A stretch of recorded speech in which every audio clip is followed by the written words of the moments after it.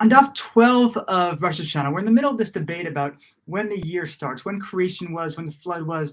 Was it starting in the month of Nisan, which is like the first of months, or was it Rosh Hashanah, which is when we start the new year, but it happens to be the seventh month?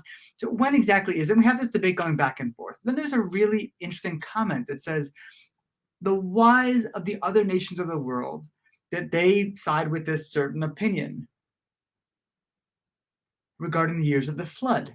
And it's really fascinating. It's like, forget exactly what the opinions are and why. The point being that there's a dialogue about creation, there's a dialogue about the flood. And it wasn't just the Jewish people that held this story. We're comparing our debates about the months of the flood to the debates about that are being held by other nations of the world at the same time.